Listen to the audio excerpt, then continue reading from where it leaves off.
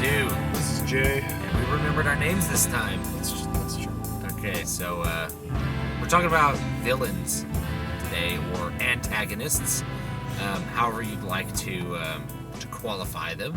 I don't know if you can have an antagonist that isn't a villain, or if you should have an antagonist that isn't a villain somehow, but you could do that. You could write an antagonist, I think, that has their own perspective, which is valid, and it's just two different perspectives against each other.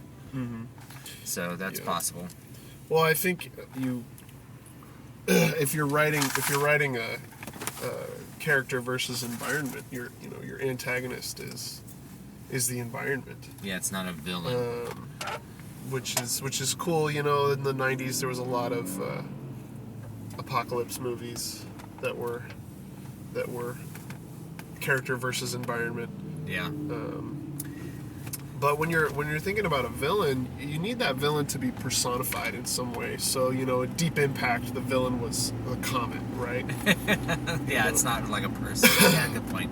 I think also, I remember this movie with Alec Baldwin and Anthony Hopkins called The Edge that I really liked, where they're basically running away from this man-eating grizzly bear, and then they turn and fight it and kill the grizzly bear, and then more stuff happens, which I'm looking back at it, I'm like, one of the reasons I love that movie is I didn't predict what was happening, because it wasn't Save the Cat. No, they did have a black guy that just got eaten for no reason. He was there just to get eaten. Yeah, all right. That black guy's gonna die.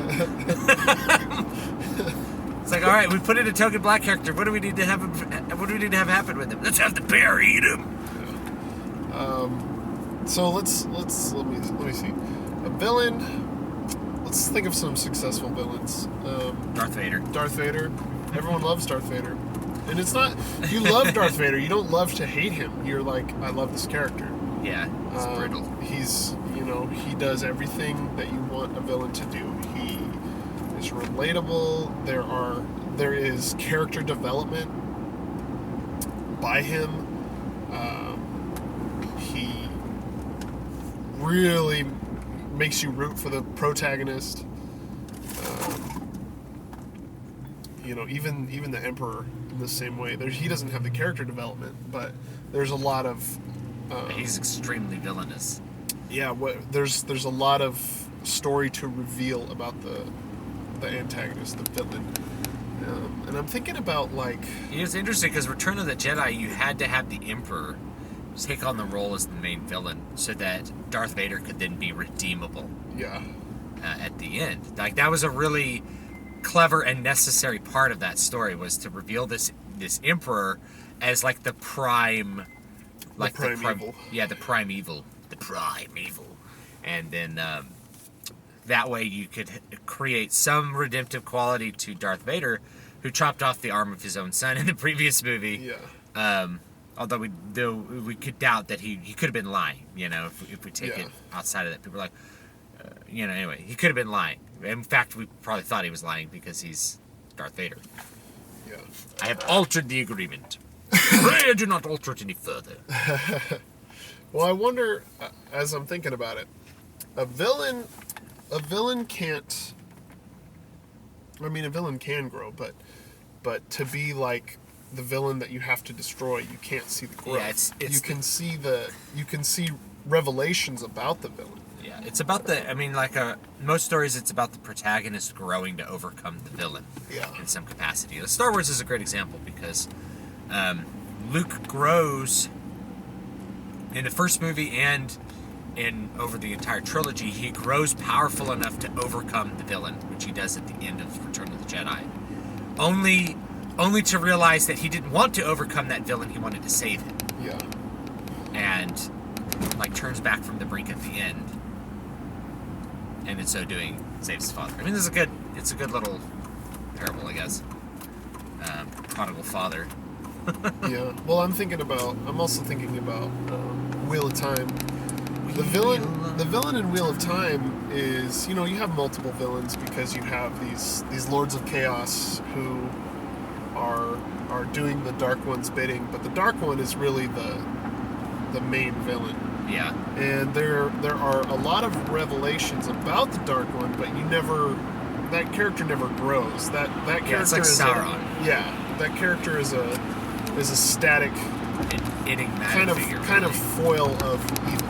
Yeah. And Rand must overcome the Dark One during Tarmogoyf to keep the wheel spinning.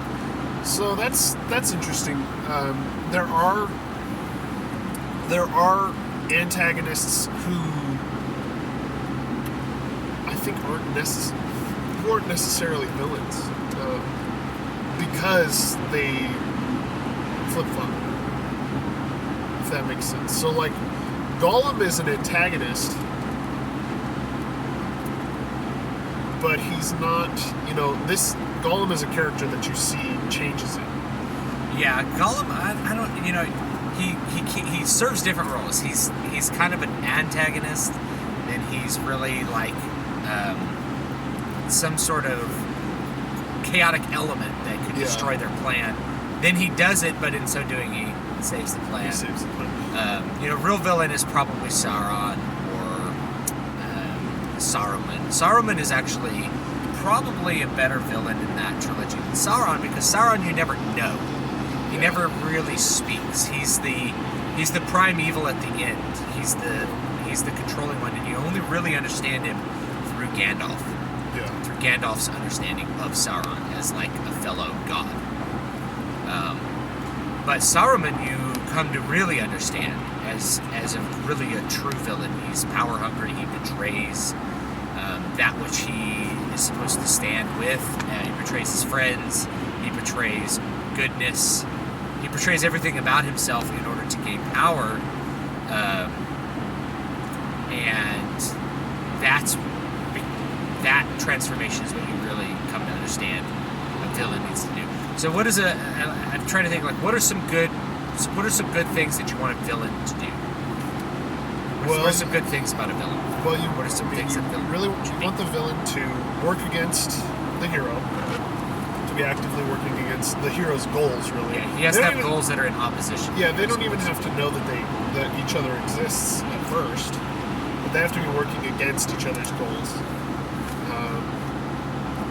I think you want a villain to be relatively static in their growth curve. There's not going to be any development to the character, but what there will be is revelations of the character, which I think are really important, because you do want to understand the villain's motivations to get there. And again, if I go back to Wheel of Time, the Dark One's motivations are really kind of natural. It's a balancing order. So you see towards the end that like Rand is starting to try and reshape the world without the Dark One, and you see that in so doing makes the Dark One more powerful, because without the dark there can be no light. So it's an interesting way that Robert Jordan looked at his universe and balance in general, as you see that this is really an element of force, a lot like we would think of a god, but there's lots of revelations about that villain subsequently. Now, I think you're right. Saruman, you see this character as a Gandalf-like entity. Yeah, he's really like the anti-Gandalf. And then, in that first book, he betrays Gandalf, but you're like building up, like, oh, this guy, he's really powerful, he's the highest of my order, and da-da-da-da-da, and then he betrays them right up front. So... and then they have to fight him in the second book. Yeah, so I think that's really effective, to have the villain surprise you. So in all of those cases, the motivations they're not clear at first. You just know that they're working against each other. Yeah, and I think most villains, what makes a lot of villains effective is they have to, the biggest emotion that they have to create in the audience is fear. Yeah. So if they're creating fear, then they're really probably serving their purpose really, really well. If they're not creating fear, then they may not be, they may not be functioning as a villain very well. And one of the things I think about is, this last Star Wars movie you had a villain who they introduced like hesitancy and flaws with kind of too early in the story arc, probably for all three movies. And so what happens is that he starts off being a character that you fear. He takes off his mask and looks like a nerd, and then proceeds to like basically cry, and then you're not remotely afraid of him. Yeah. It's just sort of like the veil gets lifted. When you over-humanize a character, a villain, then it can cease to be effective. And I felt like that was the case in that Star Wars movie. There's probably some other examples where they do that, but the main thing is a villain should inspire fear. In the first Wheel of Time, when Rand and Matt and Perrin are running from, they don't even know what, and Balsamon is like haunting their dreams. Yeah. You have this constant sense of fear, and they're very afraid of what's happening. The idea of these Trollocs are just, the Trollocs are kind of elemental. Yeah, they're completely foreign to the characters. They're terrifying. They've seen them like eat people and animals. But I really think it's like Balsamon is the true like villain for sure. And definitely that first couple books. The forces of that. No, I think with Kylo Ren especially, I think what the writers were going for was to create this character who was scary because of how unstable he was. And you see this in the scene where he's failed to get the droid back, and he's just like smashing control panels with his lightsaber and like freaking out his own people. But like Stu was saying, you take away. I humanize him. So, well, I thought that was like really effective. It was, and because it's fearful. And then what happens is you're right. You just humanize him to the point where he wasn't scary anymore. Yeah, he just became like not a scary character. Which, I mean, maybe he wasn't intended to be a scary character, and at that point that was supposed to transition to Snoke. But Snoke doesn't do anything. Yeah. So it's like, you don't really know quite what you're afraid of towards the end of the movie in terms of villains. It's not that there's no tension in the story whatsoever, but it's just, there's no villain like serving that role that Darth Vader had. Darth Vader in the original movie, not only is he hunting down the droids, is he hunting down Obi-Wan and Luke. He's very powerful, and they are afraid of him. Yeah. And he also like succeeds in the end in figuring out where their rebel base is. Like through his like, basically he lets them escape so that he knows where the rebel base is. Right. And then he gets in his ship and fights them one-on-one. So he's like a constant force throughout the entire first movie of fear and danger. And you see him continually being successful in different ways so that you maintain that fear.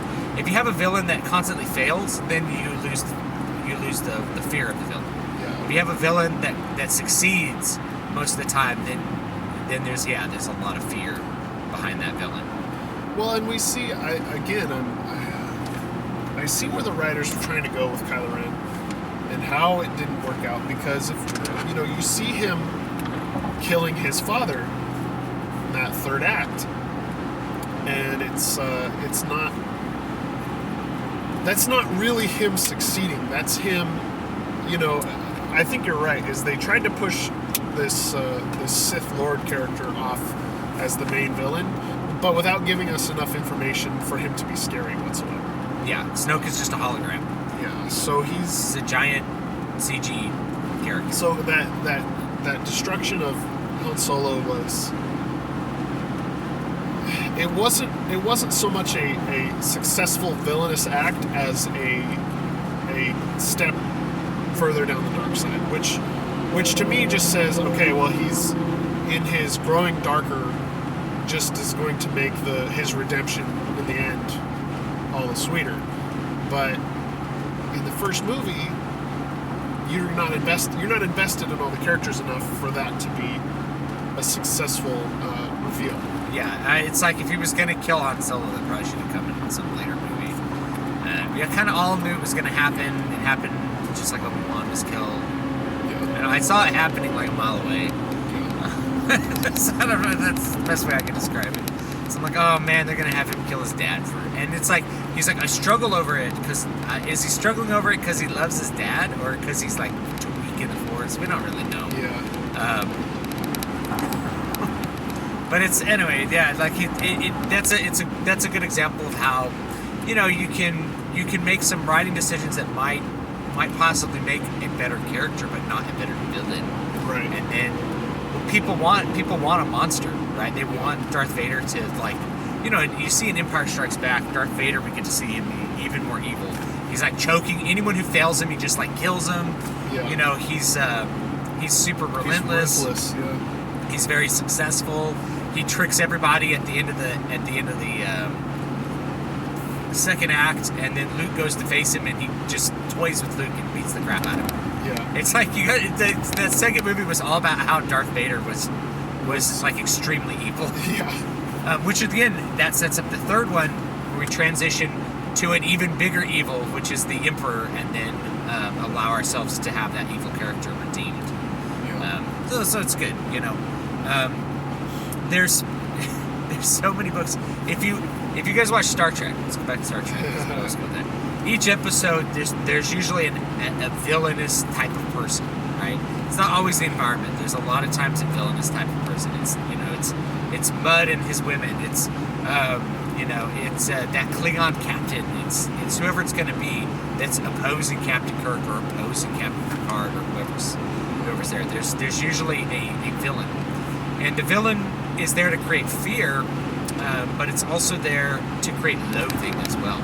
I guess that's another one. Villains, talk about how anti-heroes maybe have traits that are not typical of a hero, like not virtuous. Right. Well, a villain is probably not going to have any virtuous traits, Right. or not too many. He's going to have traits that are loathsome, like him having anger or wrath or being unstable. You'll see this in movies, is that they'll make the pedophile a rapist, right? So like in Robin Hood, Prince of Thieves, you have the Sheriff of Nottingham character tries to rape Maid Marian, just like upping up the ante, where it's like, okay, not only is he just the total asshole, but now he's a rapist. Yeah. Right? It's like a different level of evil.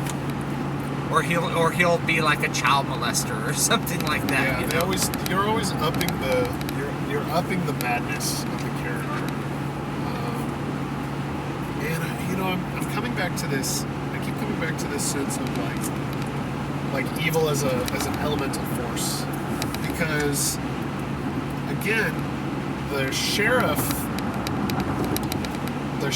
is his actions are motivated by power. Yeah. You know, really like through the power of the monarch and greed in that sense. So in the end, you're fighting against the sheriff, who is kind of manifesting these sins, which would be the easiest thing to call them. And his characteristics are just manifestations of that kind of elemental force, that nature. Going back to the Dark One, he's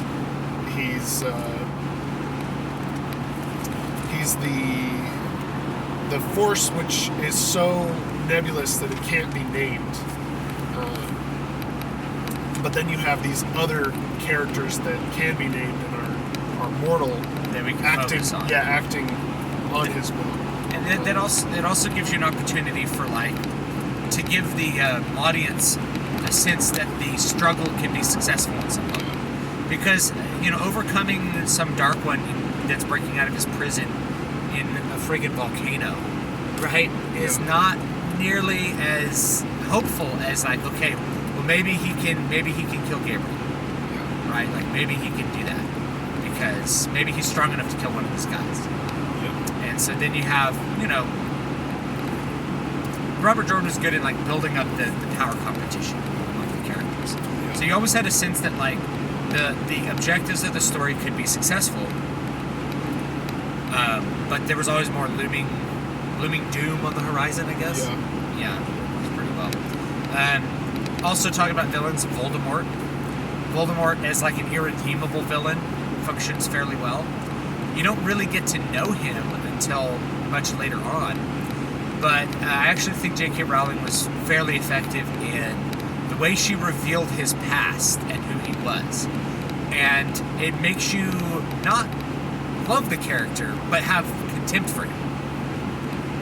So like, he's super against mixed blood wizards whilst being one himself.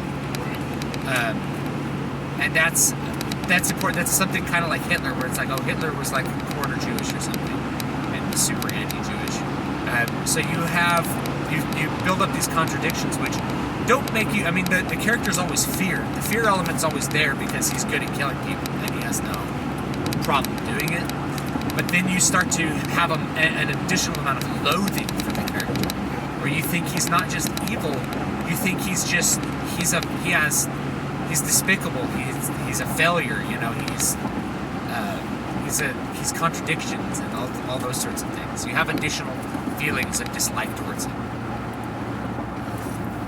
Yeah, and I'm feeling like the most important thing is your hero, your protagonist has to have a balancing force to equalize him, or him or her, or it, whatever, maybe your protagonist is a volcano that destroys an evil city. I don't know. But you have to have some kind of force that's equalizing that.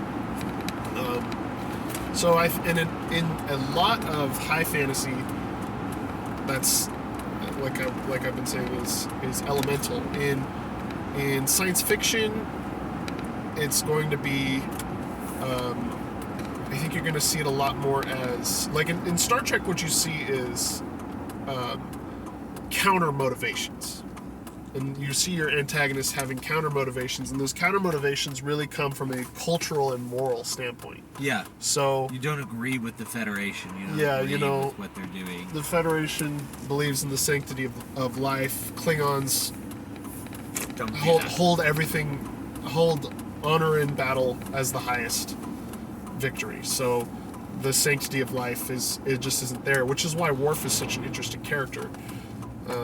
Yeah, I mean, it's also that is why Worf is an interesting character. But if you think about like the biggest villain of the Rick Berman era was the Borg. Yeah. The Borg, you could think of it as like this big elemental force, but the motivations of the Borg is to, from their perspective, they're going to improve all life by eliminating conflict, and they're going to eliminate conflict by eliminating individuality. Right. So that's like a big, it's counter motivation to all individuals. Yeah. And they're really, really powerful, which makes them extremely scary. And even then, if you watch First Contact, they bring in the Borg Queen, right? Yeah. They create the Borg Queen as like a personality manifestation of that. And there not only are you incredibly afraid of the Borg, but she's loathsome. Like, she's very arrogant. She has contempt for Data and for Picard. It works out really well. It's a good villain. Thinking about James S.A. Corey's Expanse. Again, we're in science fiction. The antagonist is usually, per each book, is another human being. Who again you're working with different motives, counter to the hero's motives, to James Holden's motives, and in doing so you're revealing a plot about aliens whose motives are unclear, because as far as we know this alien race is extinct, but you're battling against another human in the kind of obstacle course that this alien race has created. And conflicting visions are what's really creating the conflict. So that's a really common theme in science fiction. You see moral questions like, is it okay to try experimental treatments in medicine, even though they have a low probability of working, because the data you get is going to help future patients. Yeah. This is something you saw in Next Generation. It's really effective because the antagonist doesn't have bad motives, but the morals conflict with the protagonist. Yeah. The means are like, what is that debate? And Star Trek was always very good at creating these moral debates and these moral conflicts, and really the conflict was usually about ideas. And the antagonist just really served as a personification of the strengths of a given idea, competing against whatever ideas the protagonist had. And I think of this Deep Space Nine episode where you have this negotiator who gets attacked, right? And part of his brain's dying, and Bashir's like replacing part of his brain with like robotics, and and there's all this pressure that the villain the villain departs from the story fairly early because he gets essentially caught. But it's the real villain, you start to realize, is sort of the system, that all the people that want him to continue negotiating at the expense of his humanity, and at a certain point, like, the conflict of ideas has to break, and Bashir refuses to further cyborgize the guy so that he can do this job that these people feel he must do at the expense of his own of that guy's life. They don't care anything about the individual there. And this is interesting. You can have villains kind of shift around. That's slightly off topic, but I think it works. See, a good villain has goals that are somehow in opposition, and especially moral opposition to whatever the quote good guys are doing. Yeah. So I think that's about it for today. I think so. Thank you so much for listening. This has been Riders of the Dawn. This is Stu. You can find me at dvspress.com and davidvstewart.com. And this is Jay. You can find me at matthewjwellman.com. And of course, you can email the show, Stu, S-T-U, at davidvstewart, S-T-E-W-A-R-T.com. And we will see you next time. Have a good one.